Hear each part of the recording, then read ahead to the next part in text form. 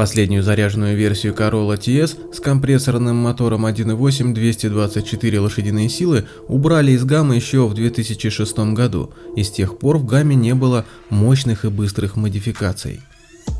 Но несколько лет назад руководство компании Toyota приняло решение вернуться к выпуску драйверских и зажигательных машин. Уже появились спорткар GR Supra и компактный хэтч GR Yaris.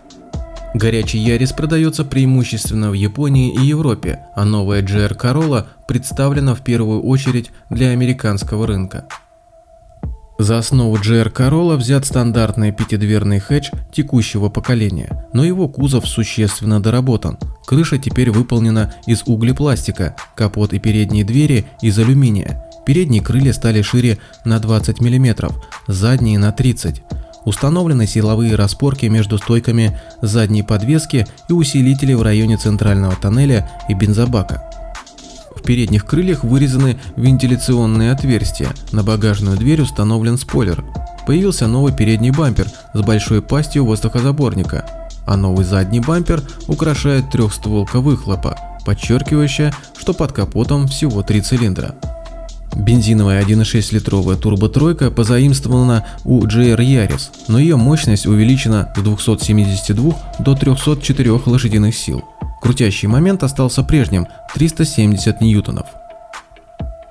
Трансмиссия тоже как у GR Yaris, коробка передач только шестиступенчатая механика с функцией автоматической подгонки оборотов двигателя при переключениях, полный привод с многодисковой муфтой отбора мощности на заднюю ось. Муфта всегда работает с преднатягом на заднюю ось. В зависимости от выбранного режима передается 40, 50 либо 70% мощности. За доплату предлагаются передние и задние самоблокирующиеся межколесные дифференциалы Торсон вместо стоящих по умолчанию свободных. Шасси имеет стандартную для Corolla конфигурацию – Макферсон спереди и независимую двухрычажку сзади, но все упругие элементы новые.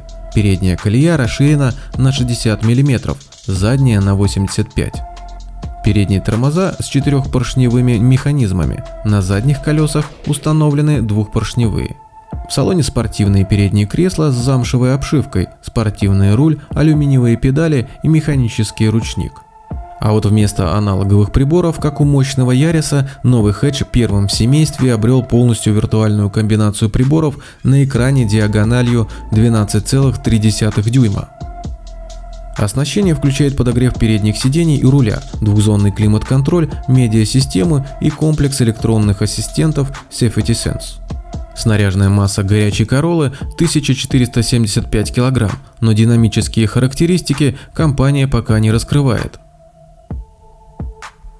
Выпускать GR-версии будут отдельно от гражданских хэтчбеков на заводе в Матамате в Японии, но продавать GR Corolla будут преимущественно в Америке, причем у дилеров хэтчбек появится уже в этом году, однако цен пока нет, их обещают назвать в ближайшее время.